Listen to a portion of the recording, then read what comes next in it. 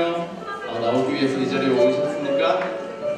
말이 좀 이상하네요. 우리 시간 우리 찬양받으신 주님께 감사와 찬양 박수 올려드립시다.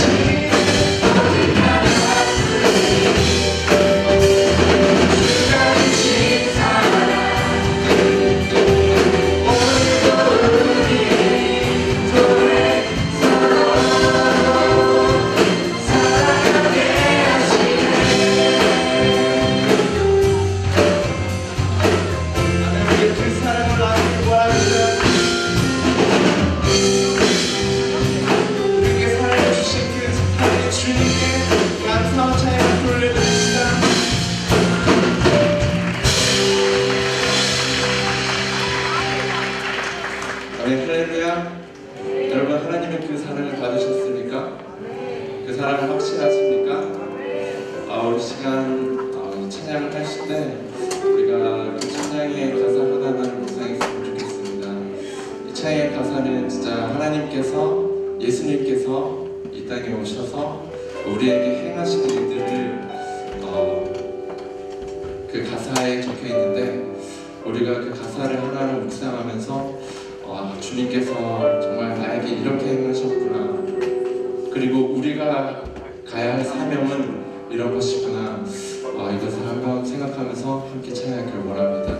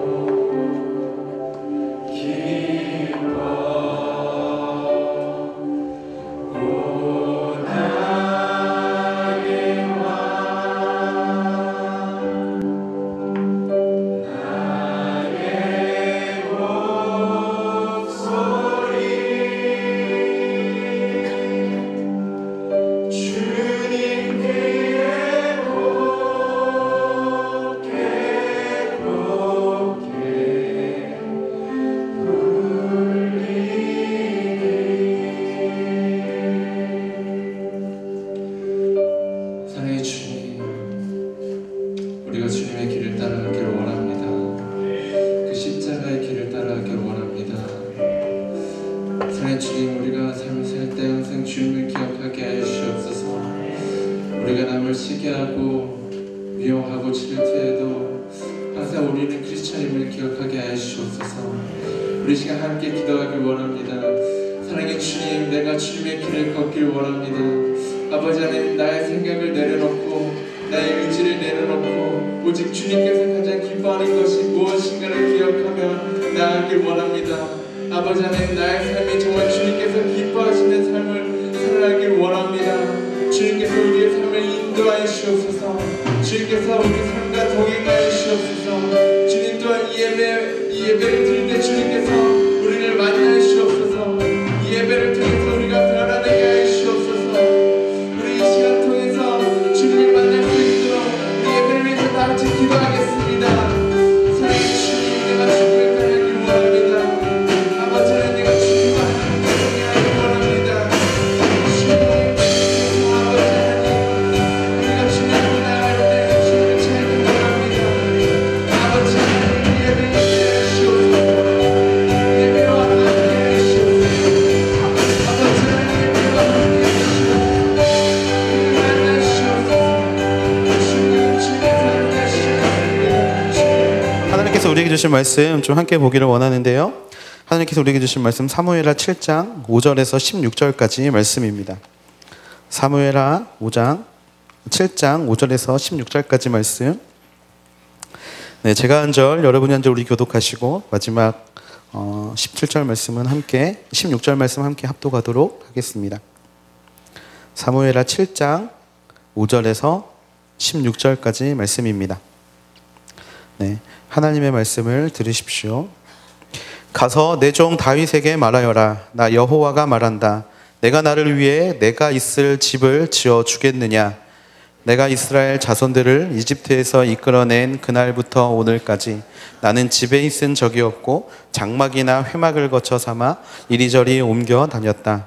내가 온 이스라엘 자손들이 옮겨가는 곳마다 내 백성 이스라엘을 돌보라고 명령한 이스라엘 지파 가운데 누구에게든 왜 내게 백향목 집을 지어주지 않느냐고 말한 적이 있느냐? 그러니 내 종 다윗에게 말하여라. 전능하신 여호와께서 말씀하신다. 내가 양떼를 따라다니던 너를 목장에서 데려다가 내 백성 이스라엘의 통치자로 삼았다. 내가 어디로 가든지 내가 너와 함께했고 내 앞에서 내 모든 원수들을 끊어내었다. 그러니 이제 내가 이 땅의 위대한 사람들의 이름처럼 내 이름을 위대하게 만들어주겠다. 그리고 내 백성 이스라엘을 위해 한 곳을 정해 그들이 뿌리박을 터전을 주고 그들이 다시는 옮겨 다니지 않도록 할 것이다. 또한 전처럼 악한 사람들이 그들을 더 이상 해치지 못하게 하며 내가 사사들을 세워 이스라엘을 다스리게 했던 때와는 같지 않게 할 것이다. 내가 또 너를 내 모든 원수들로부터 구해내어 평안하게 할 것이다. 나 여호와가 직접 너를 위해 왕조를 세울 것을 선포한다. 내 날들이 끝나고 내가 내 조상들과 함께 잠들 때 내가 내 몸에서 나올 내 자손을 일으켜 내 뒤를 잇게 하고 내가 그의 나라를 든든히 세울 것이다.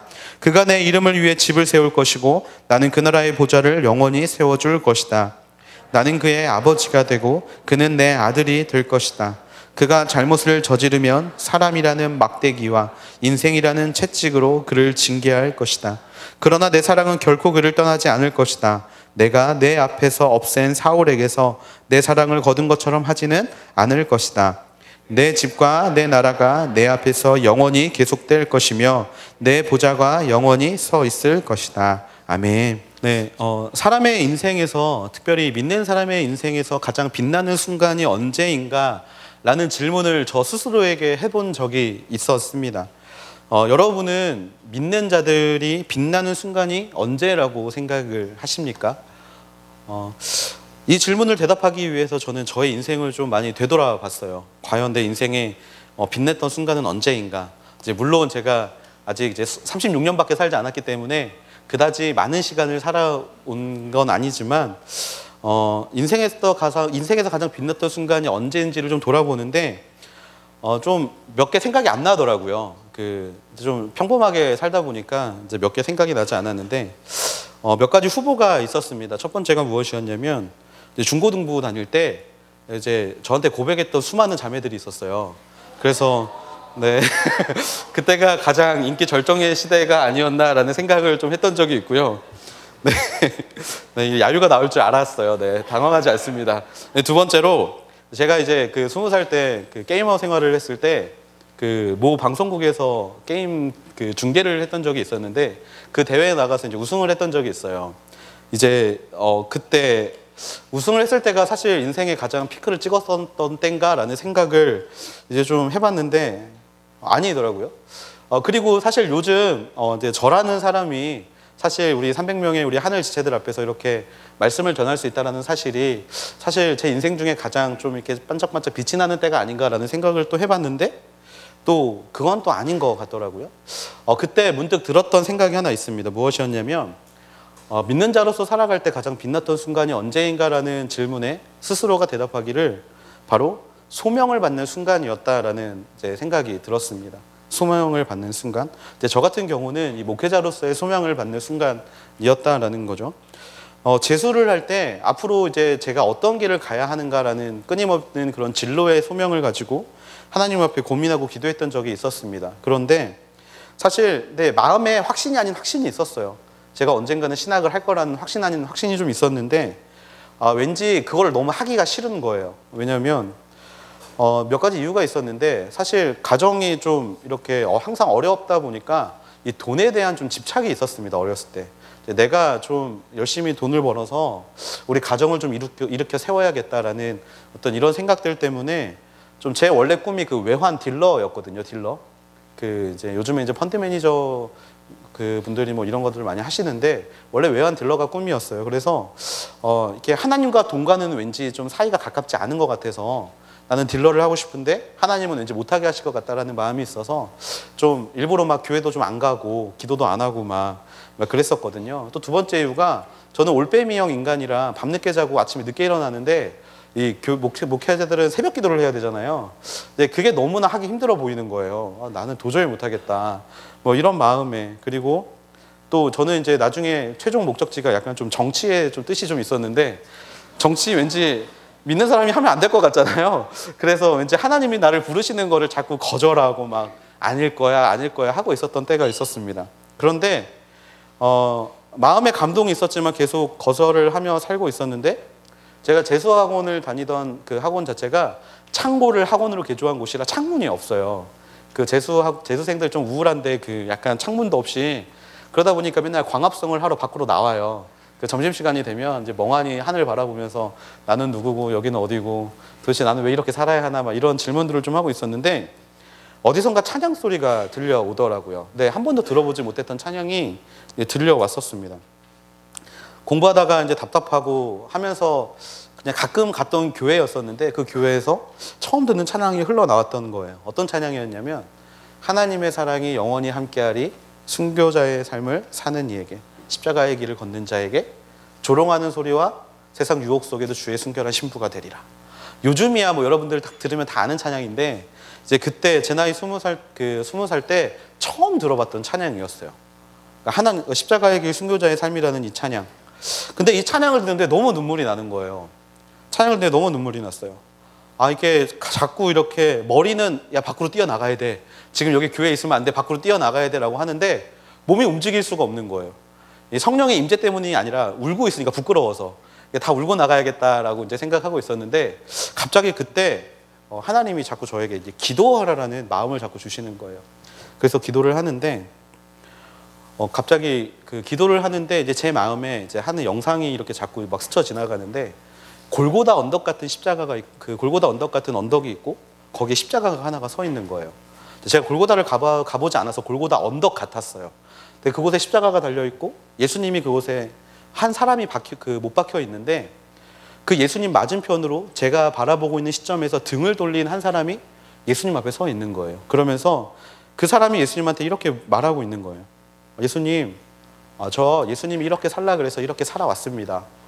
예수님, 예수님이 이웃을 사랑하라 그래서 뭐 이런 사역들 빠짐없이 참여했고요. 저 예수님이 예수님의 일을 하라 그래서 뭐 고등부 회장, 뭐 대학부에서도 뭐 리더십들 뭐 빼놓지 않고 했습니다. 라고 이야기하는 장면들이 보이는 거예요. 그러면서 그 사람이 예수님한테 이렇게 말하는 거예요. 예수님, 저 참 잘했죠. 라고 이야기를 하는 거예요. 근데 자꾸 이제 그 사람이 예수님한테 칭찬해 달라고. 사실 예수님은 십자가에 박혀 계시면 이제 예수님의 좀 어떤 십자가의 그 사건 때문에 좀 눈물도 흘리고 좀 이렇게 마음 아파해야 되는 게 정상인데, 그 앞에서 칭찬해 달라고 막 하는 사람이 하나 있었는데, 제 시점이 바뀌면서 그 사람을 보고 있는데 그게 저더라고요. 제가 사실 중학교 2학년 때부터 지난주에 말했지만 제가 자매를 만나기 위해서 교회를 간 뒤로 제가 그때부터 제 교회 생활을 굉장히 열심히 했거든요.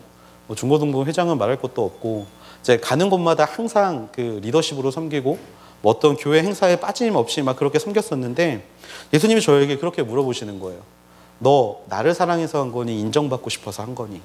라고 물어보시는데, 그 기도하는데 이렇게 어떤 말이 나오지가 않는 거예요. 그러면서 저한테 하나 주셨던 말이 뭐였냐면, 네가 인정받고 싶어 하지 않아도 하나님의 사랑이 십자가의 길을 걷는 자에겐 언제나 함께 할 거야. 그러니 이제 나를 따라오렴이라고 이야기를 하시는데, 이제 그 순간 이제 완전히 이제 제가 무너지고, 이제 그 순간 이제 신학교를 가기로 결심을 했습니다. 사실 지금 뒤돌아보면 제가 뭐라고, 제가 여러분에게 항상 하지만 잘난 것도 하나 없고 또 잘하는 거 하나도 없는 제가 도대체 뭐라고 하나님이 저를 사용하시겠다고 이 길로 부르셨는지, 사실 그 인생의 순간이 제 인생 가운데 가장 빛나는 순간이었다라고 지금도 생각하고 있습니다. 맨날 죄를 짓고 사는 내가 뭐가 예쁘다고, 매일 하나님에게로부터 도망치려고 발버둥치는 내가 뭐가 예쁘다고 하나님 나를 부르셨는지 생각해보면 참 하나님의 부르심의 순간이 얼마나 아름답게 빛나는지를 깨닫게 됩니다. 소명을 받는다는 것은요, 그 사람의 인생을 하나님께서 보증해 준다는 것과 같습니다. 여러분, 책을 보면 추천하는 사람들이 있잖아요. 이제 그 중에 막 좀 유명한 사람들이 있으면, 이 사람들 네임밸류가 장난 아니네, 이 책 한번 읽어봐야겠다라고 우리가 생각하는 것처럼, 우리의 인생이라는 책의 추천인이 하나님이 되어주시는 것이 바로 소명이라는 겁니다. 내가 이의 인생을 사용하겠어, 내가 이 사람의 인생을 기뻐하는 모습으로 쓸 거야 라는 보증이 바로 하나님이 우리를 부르시는 소명이라는 거죠. 오늘 다윗은요, 자신의 인생에서 가장 빛나는 순간을 맞이하고 있습니다. 정확히 말하면 다윗이 소명을 받는 장이에요. 그 전에 다윗은 기름 부음 받은 적이 있습니다. 언제였냐면 바로 양을 치고 있을 때 사무엘이 다가와서 다윗에게 기름을 부으고 다윗이 이제 이 나라의 왕이 될 것이라는 기름 부음 받은 적은 있지만, 하나님에게 어떻게 쓰임을 받을지에 대한 기름 부음을 받은 적은 없었어요. 그런데 그런 다윗에게 가장 빛나는 소명의 순간이 오늘 말씀에 찾아오고 있다는 것입니다. 사실 다윗은 우리가 너무나 잘 아는 하나님의 사람이었죠. 사울을 잇는 왕으로서 직접 기름 부음 받은 왕이었고, 하나님이 언제나 보호하시고 지키시고 도우시면서 모든 역경을 이겨내고 결국에 이스라엘의 모든 지파의 왕이 되었던 사람이 바로 다윗입니다. 그런데 이전에는 하나님께서 다윗에게 이런 약속을 하신 적이 없다라는 거예요.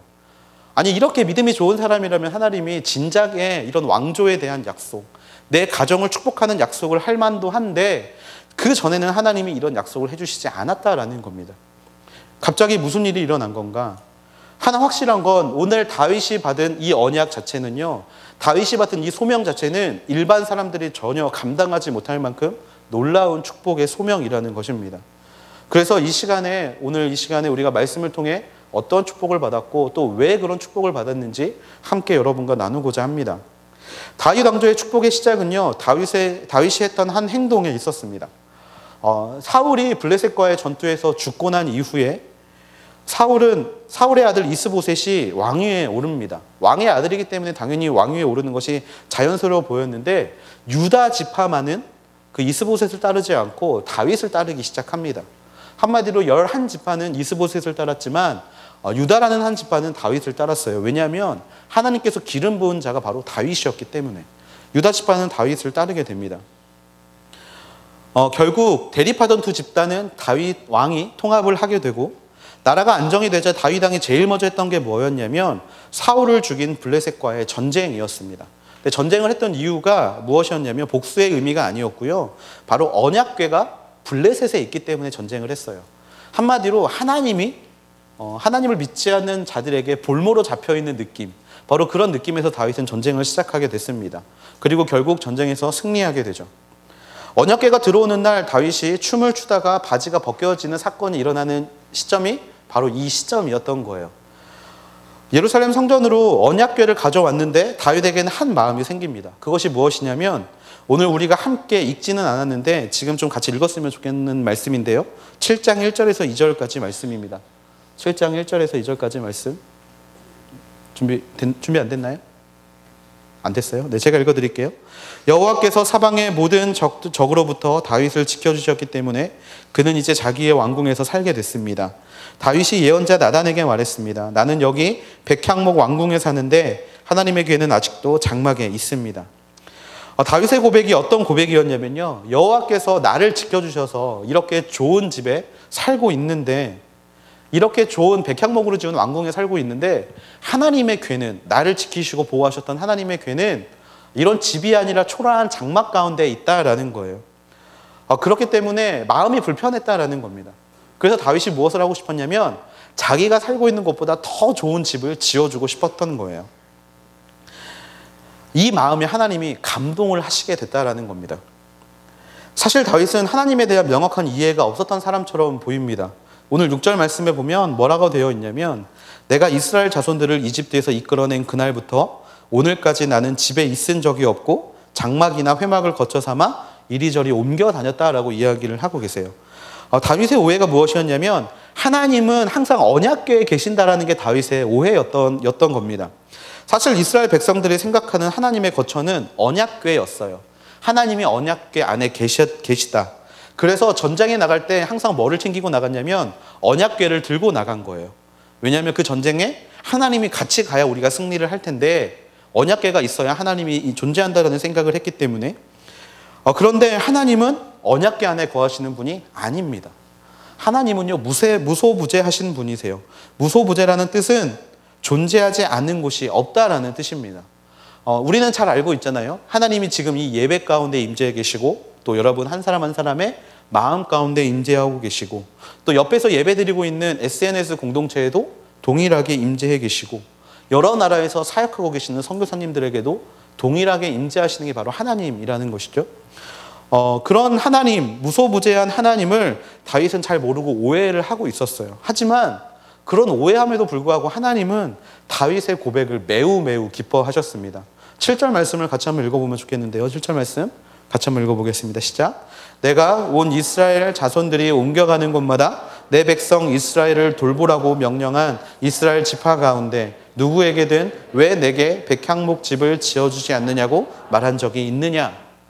그래 다윗아, 정말 내가 그렇게 많이 옮겨다니고 내가 그렇게 많이 이동했는데 그 어느 누구 하나 내게 집을 주어주겠다는 사람이 없었고 내가 그 어느 누구에게도 집을 지어달라고 말한 적이 없는데 네가 나를 위해 그렇게 집을 짓고 싶어 하느냐라고 하나님께서 다윗에게 말씀하시는 거예요.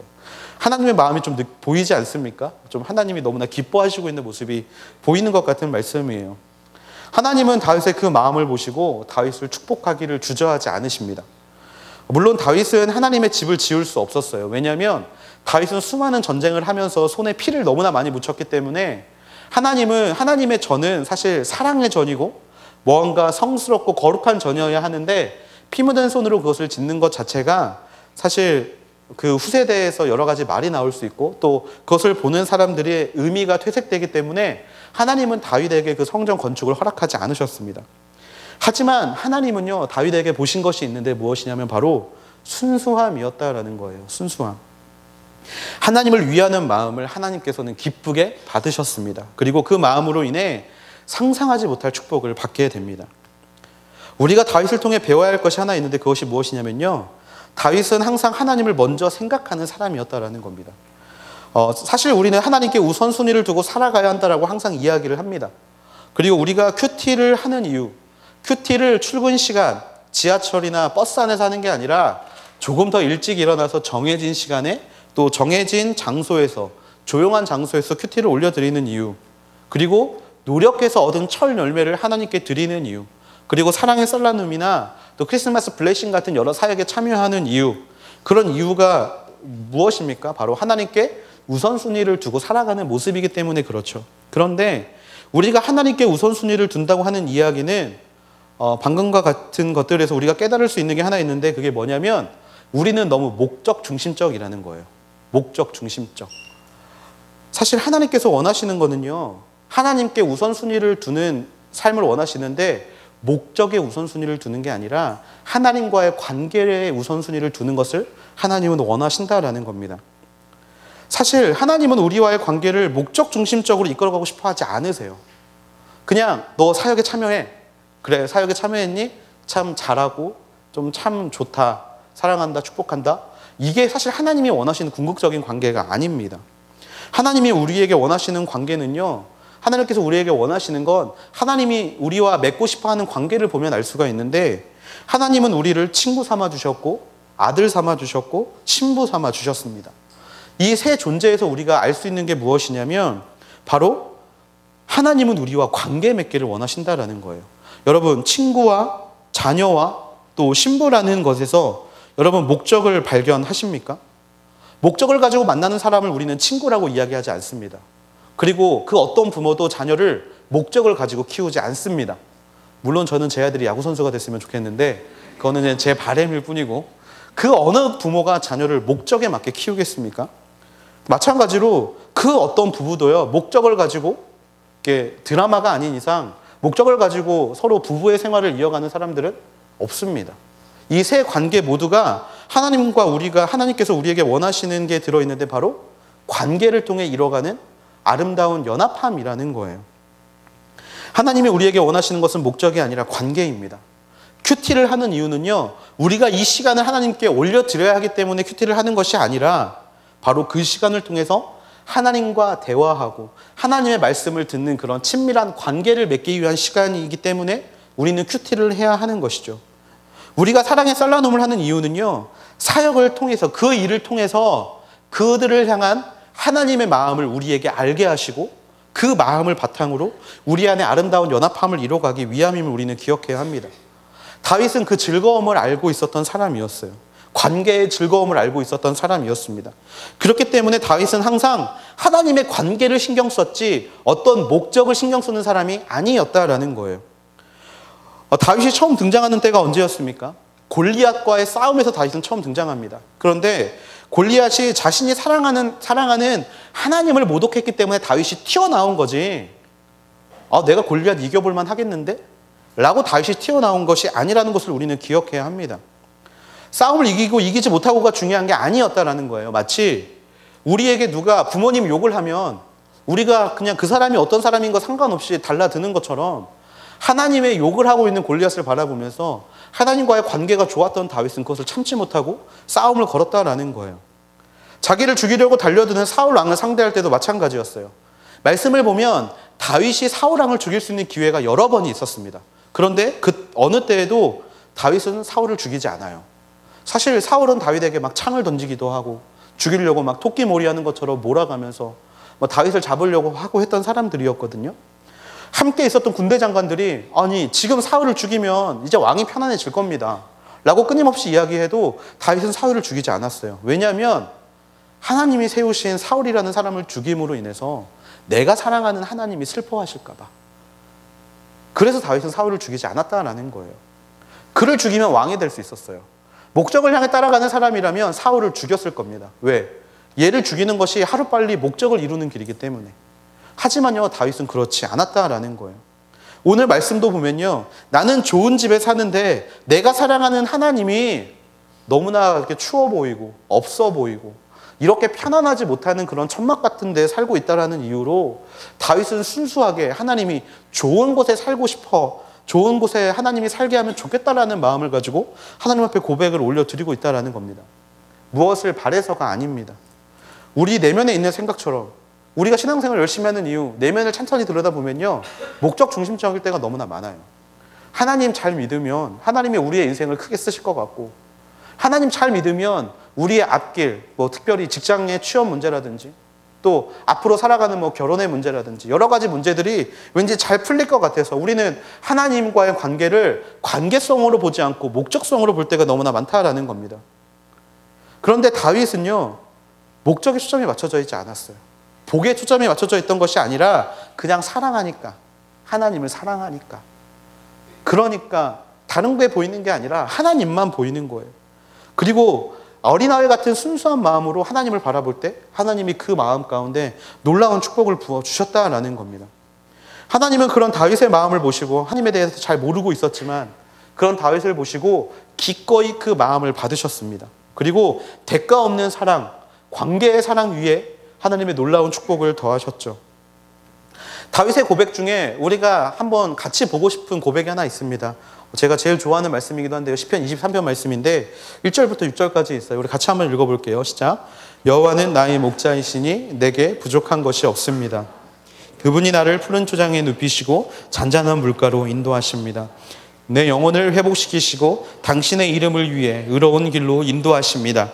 내가 죽음의 그림자가 드리운 골짜기를 지날 때라도 악한 것을 두려워하지 않는 이유는 주께서 나와 함께 계시기 때문입니다. 주의 지팡이와 막대기가 나를 지키시고 보호하십니다. 주께서 내 적들 앞에서 내게 상을 베푸시고 내 머리에 기름을 부으셨으니 내 잔이 넘칩니다. 내 평생의 선하심과 한결같은 사랑이 진실로 나와 함께 하실 것이니 내가 여호와의 집에서 영원히 살 것입니다. 아멘. 시편 23편에 보면 하나님과 다윗의 관계가 어떤 관계인지를 너무나 명확하게 볼 수가 있습니다. 보시면 그분과 나와의 관계는 함께 푸른 초장에 누워만 있어도 즐거운 관계고요. 하나님과 나와의 관계는 잔잔한 물가로 함께 거닐기만 해도 즐거운 관계입니다. 죽음의 그림자가 드리운 골짜기를 지날 때 보통의 사람이라면 빨리 여기를 지나고 싶어, 빨리 여기를 지나게 해달라는 목적을 가지고 달려가지만 다윗은 그게 두렵지 않아요. 왜? 하나님이 나와 함께 하시기 때문에, 그 관계가 있기 때문에. 하나님 때문에 미소 짓게 되고 적들이 눈앞에 있어도 내가 두려워하지 않고 그냥 하나님만 바라보고 있으면 하나님이 내 삶에 상을 베푸시고 나에게 기름을 부으시는 놀라운 역사가 일어난다는 것을 다윗은 알고 있었다라는 겁니다. 관계를 통해서, 하나님과의 그 관계만을 바라볼 때, 그리고 그럴 때 생기는 마음이 주의 집에서 영원히 거하고 싶어 하는 마음. 주의 집에서의 하루가 이전 곳의 첫날보다 좋다라는 고백은 하나님과의 관계가 올바른 선 사람의 입에서만 나올 수 있는 고백이라는 거예요. 그런 고백이 있기 때문에 하나님은 다윗을 축복하셨습니다. 우리가 부르는 축복송 중에 하나님의 언약 안에 있는 축복의 통로라는 찬양이 있습니다. 이 찬양을 너무나 쉽게 부르지만요, 아무나 축복의 통로가 될 수 없습니다. 누가 축복의 통로가 될 수 있느냐? 축복 때문에 하나님을 믿지 않는 사람, 축복 때문에 하나님을 가까이 하지 않는 사람, 내가 그 자리에 서 있는 이유가 내가 너무나 사랑하는 하나님이 그 자리에 있기를 원하시기 때문에 서 있는 사람, 하나님은 그런 사람을 통해 축복을 하게 되신다라는 거예요. 저는 여러분에게 권면하고 싶습니다. 하나님을 그 어떤 우상처럼 목적을 가지고 대하지 않게 되기를 기도합니다. 하나님은요, 우리와 관계를 맺고 싶어 하세요. 내가 너무나 사랑하는 사람과 정말 뜨거운 관계를 맺고 싶어 하는 그런 사랑을 갈구하는 우리의 모습처럼 하나님은 지금 여러분에게 그런 관계를 갈구하십니다. 우리가 정말 그런 인생이 되기를 축원합니다. 관계의 회복을 누리게 되는 여러분이 되기를 축원합니다. 그래서 다윗에게 부어주신 그 왕조의 축복과 어떤 비슷한 축복을 언제나 누릴 수 있는 여러분이 되기를 기도합니다. 사실 그러려면 좀 훈련이 좀 필요해요. 관계의 축복을 누리는 훈련을 좀 해야 하는데 사실 작은 것부터 시작하시게 되기를 바랍니다. 제가 하나님과의 관계 회복을 여러분에게 어떻게 설명을 드릴까 좀 곰곰이 고민하고 있었는데 제 딸에게서 좀 한 가지 그 적용을 좀 발견했어요. 뭐였냐면 저희 은우가 귤을 굉장히 좋아합니다. 그 하루에 앉아가지고 은성이랑 은우랑 둘이 앉아가지고 귤을 5kg짜리 한 박스를 시키면 절반을 먹어요. 앉아가지고 그냥 계속 까먹어요. 앉으면 막 울고 불고. 근데 굉장히 재밌는 모습을 하나 발견했는데 애한테 귤을 하나를 주면요, 귤을 까가지고요, 귤의 3분의 2쯤은 항상 이렇게 띄어놔요. 귤을 이렇게 까가지고 이제 하나를 띄워놓고 나머지를 자기가 먹는 거예요. 그래서 아빠 주려고 띄워놓는 거야? 이렇게 물어봤더니 저희 은우가 그렇게 이야기를 하더라고요. 아니, 하나님 드리려고. 그래서 왜? 하나님이 귤을 좋아하신대? 그랬더니 선생님이 그러는데 내가 좋아하는 걸 하나님이 좋아하신대. 그러면서 이렇게 하나님한테 귤을 이렇게 2개씩 띄워놓는 거예요. 그거를 볼 때 제가 이렇게 좀 되게 큰 은혜를 좀 받았어요. 하나님과의 관계 회복은 어디에서부터 시작하느냐? 그냥 거기서부터 시작하는 거예요. 내가 좋아하는 거 하나님이 좋아하시지 않을까? 내가 사랑받는 거를 좋아하면 그 사랑으로 하나님께 사랑을 올려드리는 게 하나님이 좋아하시는 게 아닐까? 내가 좋아하는 게 누구와 함께 보내는 시간이라면 하나님께서 좋아하시는 게 하나님과 함께 보내는 시간이지 않을까? 그래서 그런 것들을 연습하는 훈련이 필요합니다. 다윗은 그 훈련이 굉장히 잘 되어 있었던 사람이었어요. 자기가 좋아하는 것, 하나님과 함께 나누기를 원했고, 자기가 사랑하는 것, 하나님과 함께 누리기를 원했던 사람이 다윗이었고, 바로 그런 다윗에게 하나님은 왕조의 축복을 허락하십니다. 그래서 어떤 약속을 받았는가? 오늘 말씀 10절에서 16절까지 말씀이 있는데요. 같이 한번 읽어볼게요. 시작. 그리고 내 백성 이스라엘을 위해 한 곳을 정해 그들이 뿌리박을 터전을 주고 그들이 다시는 옮겨 다니지 않도록 할 것이다. 또한 전처럼 악한 사람들이 그들을 더 이상 해치지 못하게 하며 내가 사사들을 세워 이스라엘을 다스리게 했던 때와는 같지 않게 할 것이다. 내가 또 너를 내 모든 원수들로부터 구해내어 평안하게 할 것이다. 나 여호와가 직접 너를 위해 왕조를 세울 것을 선포한다. 내 날들이 끝나고 내가 내 조상들과 함께 잠들 때 내가 내 몸에서 나올 내 자손을 일으켜 내 뒤를 잇게 하고 내가 그의 나라를 든든히 세울 것이다. 내가 내 이름을 위해 집을 세울 것이고 나는 그 나라의 보좌를 영원히 세워줄 것이다. 나는 그의 아버지가 되고 그는 내 아들이 될 것이다. 그가 잘못을 저지르면 사람이라는 막대기와 인생이라는 채찍으로 그를 징계할 것이다. 그러나 내 사랑은 결코 그를 떠나지 않을 것이다.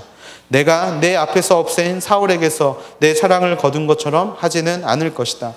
내 집과 내 나라가 내 앞에서 영원히 계속될 것이며 내 보좌가 영원히 서 있을 것이다.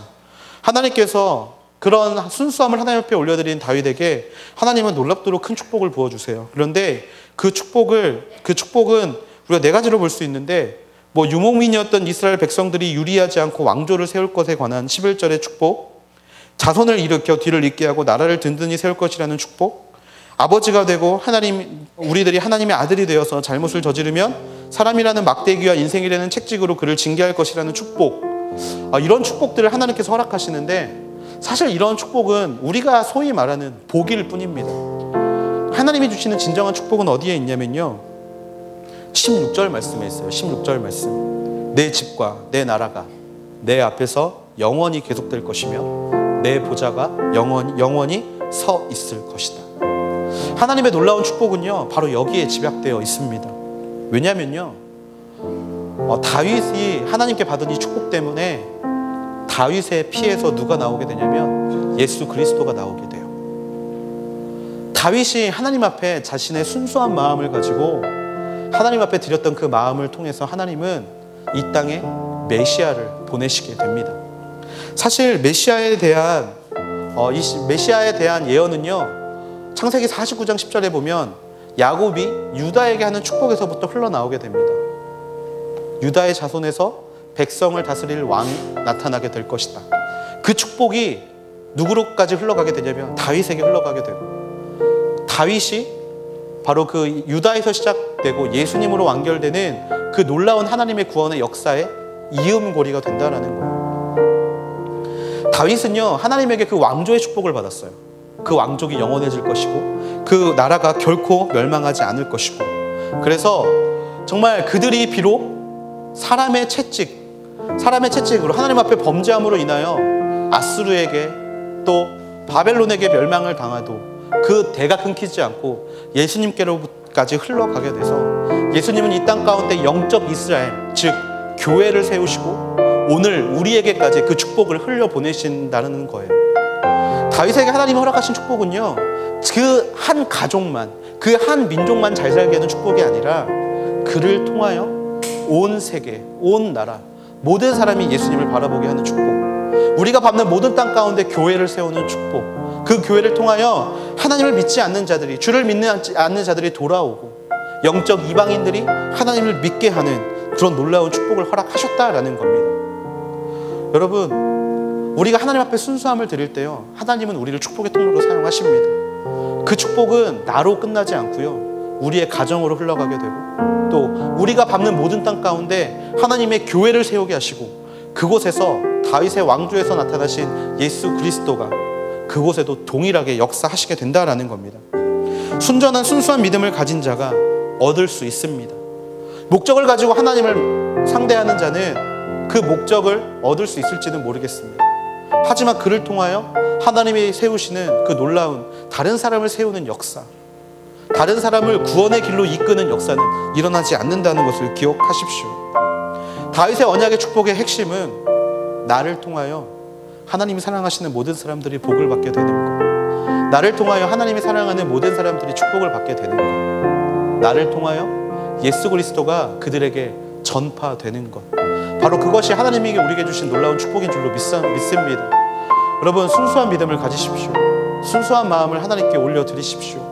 무언가 정말 내 한 몸 잘 먹고 잘 살기 위해서 올려드리는 믿음이 아니라, 무언가 유명해지고 싶어서, 무언가 잘 되고 싶어서 그런 기복적으로 하나님을 믿는 신앙이 아니라 다윗처럼 관계의 축복을 누릴 수 있는 여러분이 되기를 기도합니다. 그리고 그 축복으로 말미암아 혹시 믿지 않는 가정들이 있다라면, 혹시 여러분 주변에 믿지 않는 사람들이 있다라면, 여러분을 통해, 그 축복을 통해 예수 그리스도가 그들에게 아름답게 증거되는 놀라운 축복을 동일하게 받게 되기를 주님의 이름으로 축원합니다. 하나님은 여러분을 사랑하세요. 하나님은 여러분을 지금도 여러분과 관계 맺기를 원하십니다. 목적이 아니라 관계. 그 친구가 가지고 있는 배경이나 힘이나 능력이 아닌, 그냥 하나님이기 때문에 사랑하고 그냥 하나님이기 때문에 내가 즐거워할 수 있는 그런 관계. 하나님은 우리 하늘대학교 모든 지체들이 그런 관계를 맺게 되기를 원하십니다. 그리고 그런 친구들을 통하여서 하나님의 나라가 여러분이 서 있는 모든 곳 가운데 아름답게 펼쳐지게 되기를 기도합니다. 우리 이 시간에 하나님 앞에 결단하는 마음으로 좀 주 앞에 나아가면 좋겠는데요, 먼저 하나님 앞에 기도할 때 이렇게 기도하면 좋겠습니다. 하나님, 내가 하나님을 바라볼 수 있다는 것, 내가 하나님 앞에 나와서 예배를 드릴 수 있다는 것, 내가 모든 일을 할 때 먼저 하나님 앞에 여쭈어볼 수 있다는 것, 아버지, 그 모든 자리가 축복의 자리임을 믿습니다. 아버지 하나님, 특별히 그 축복의 자리에 서 있는 내가 아버지 하나님을 목적으로 대하는 것이 아니라 하나님을 나의 친구로, 하나님을 나의 아버지로, 하나님을 나의 신랑으로 여기며 언제나 그 관계 안에서 기쁨을 누리며 살 수 있도록 주여 나의 마음을 축복하여 주시옵소서. 아버지, 무언가를 바람으로 주 앞에 달려가는 인생들이 아니라 하나님과 함께 있음이 기쁘고 주의 품 안에 있음이 감사한 마음으로 주 앞에 달려갈 수 있는 인생들이 되기를 소망합니다. 내 안에 있던 모든 생각들을 무너지게 하여 주시고 오직 하나님이라는 존재로 기뻐할 수 있는 하나님의 귀한 자녀들이 되게 하여 주시옵소서. 우리 시간에 하나님 앞에 내어놓지 못했던 마음들, 우리 마음에 감추어 있었지만 하나님을 통해 그것을 이루려고 했던 모든 것들을 내려놓고 이 시간 하나님과의 그 관계가 친구의 관계, 부모의 관계, 그리고 우리 신랑 되시는 그 하나님의 관계를 회복하게 해달라고 우리 시간에 주여 한번 부르시고 통성으로 기도함으로 나아가시겠습니다. 주여.